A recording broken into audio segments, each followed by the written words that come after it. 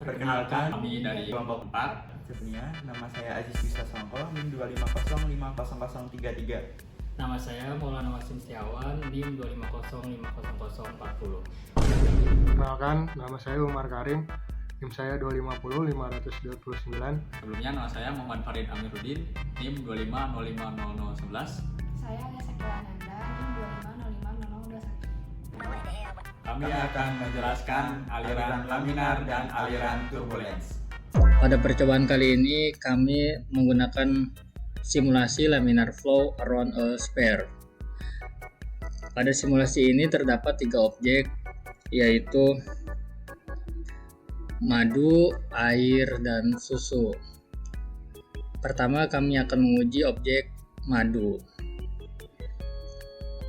yang memiliki viskositas dinamisnya 1,19 Pascal second dan densitas fluidanya 1400 kg per meter kubik.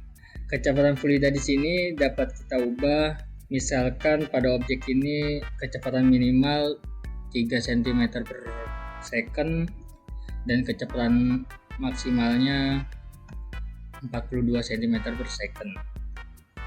Sehingga Reynolds number-nya akan berubah seiring berubahnya kecepatan fluida. Berdasarkan hasil simulasi tersebut, apabila kita meningkatkan kecepatan aliran, maka akan terbentuk vortex atau pusaran pada bagian belakang bola. Hal ini dapat dijelaskan dengan prinsip kontinuitas, yaitu terjadi penyempitan ruang pada bagian atas dan bola, yang mengakibatkan peningkatan kecepatan pada bagian atas dan bawah bola, yang mana hal ini berhubungan juga dengan prinsip Bernoulli, di mana semakin cepat suatu aliran, maka tekanan akan menurun. Akibat dari peningkatan kecepatan pada bagian atas dan bawah bola, maka tekanan pada bagian tersebut akan menurun, sehingga aliran-aliran tersebut akan bergerak ke arah tekanan yang lebih rendah daripada bagian belakang bola. Ketika aliran tersebut semakin kencang, maka akan terbentuk pusaran pada bagian belakang bola sendiri. Gaya-gaya ini dilihat pada bentuk arah-arah panah tersebut. Kemudian terdapat juga bilangan Reynolds, yang mana bilangan Reynolds ini menyatakan perbandingan antara gaya inersia dengan gaya viskositas.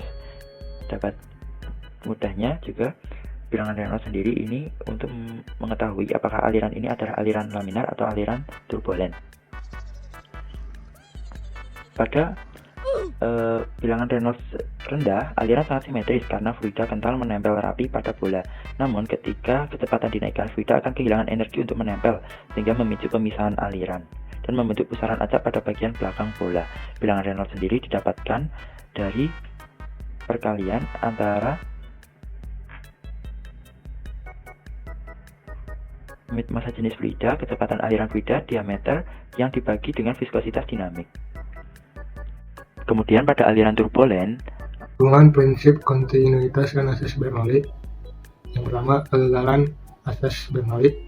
Pada aliran laminar, fluida masih mengikuti bola. Tetapi pada aliran turbulen, terjadi pemisahan aliran. Ketika aliran terpisah, terbentuklah pusaran turbulen.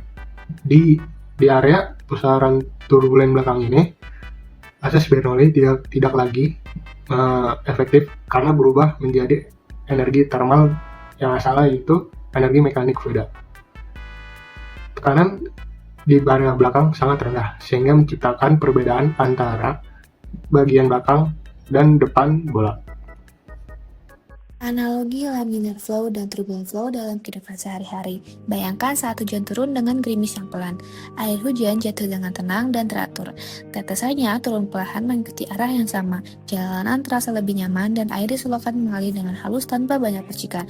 Keadaan ini disebut dengan laminar flow. Lalu kita bayangkan ketika hujan turun sangat deras dan disertai angin. Air bergerak ke berbagai arah, solokan mengalir deras, bahkan kadang air memercik dan berputar-putar. Suasananya menjadi lebih aktif dan gerakan air terlihat tidak beraturan. Keadaan ini disebut dengan turbulent flow. Oke, kesimpulannya, pada aliran laminar bergerak lebih teratur, lurus dalam lapisan yang sejajar, didominasi dengan gaya viskos. Kecepatan paling tinggi berada di tengah dan menurun hingga dinding pipa, dan cenderung lambat. Bilangan Reynolds-nya di bawah dari 2000. Sedangkan pada aliran turbulens, aliran bergerak secara acak saling bertabrakan membentuk pusaran, didominasi oleh gaya inersia. Kecepatan partikel cenderung seragam pada pipa dan lebih cepat. Bilangan Reynolds-nya sendiri di atas 4000. Laminar flow menunjukkan aliran yang tenang dan teratur, sedangkan turbulent flow menunjukkan aliran yang cepat dan tidak beraturan.